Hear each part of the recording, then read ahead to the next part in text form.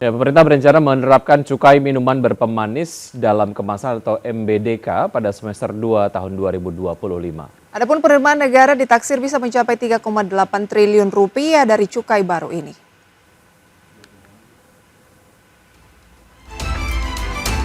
Rencana pemerintah mulai menerapkan cukai minuman berpemanis dalam kemasan atau MBDK pada semester 2 2025 mendapat respon dari kalangan pengusaha dan pengamat ekonomi. Kasubdit Tarif Cukai dan Harga Dasar Ditjen Bea dan Cukai Kementerian Keuangan, Akbar Harfianto menjelaskan tujuan utama pengenaan cukai MBDK ialah untuk mengendalikan konsumsi gula tambahan pada masyarakat. Sementara dari sisi penerimaan negara, pengenaan cukai MBDK pada tahun ini ditargetkan dapat berkontribusi pada penerimaan negara sebesar 3,8 triliun rupiah.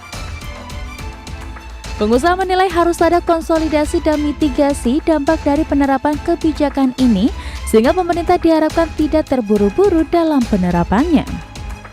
Adapun pengamat menilai potensi penerimaan negara tidak signifikan sehingga dimungkinkan mencari formulasi lain agar tidak menggerus daya beli masyarakat yang sudah lemah dan dampak negatif lainnya.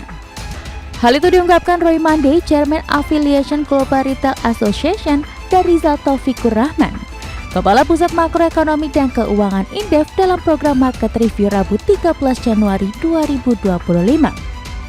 Kita ada mitigasi, kemudian kita memisahkan antara yang disebut-sebut sebagai kaitan kesehatan, padahal kajiannya atau literasinya masih kurang, atau proaktifnya untuk melakukan literasinya tidak jelas. Nah, lebih baik ini dipertimbangkan dulu atau jangan tergesa-gesa. Karena kalau kita diajak bicara, kemudian dicari jalan keluarnya, tadi saya sudah katakan beberapa produser sudah mulai formulasi lagi, ya, mereform formulasi daripada minuman yang berpemanis itu supaya di bawah standar dan memang sehat dan sekaligus juga tidak terkena cukai sehingga daya beli tetap terjaga. Kalau ingin tujuannya katakan penerimaan pajak, maka sangat kecil penerimaan dari industri makanan minuman, padahal ya struktur pasarnya itu dan juga consumption dari industri makanan minuman ini sudah justru cukup memadai dan perlu didorong gitu ya, perlu didorong bahkan diberikan berbagai kemudahan-kemudahan di dalam peningkatan produktivitasnya. Bayangkan katakanlah 5 triliun ya dari industri makanan minuman ini, tetapi mempengaruhi terhadap kinerja industri ini yang justru sudah punya kontribusi cukup besar gitu terhadap nilai tambah ekonomi kita. Nah, bagaimana tanggapan Anda pemirsa atas rencana pemberlakuan kebijakan ini?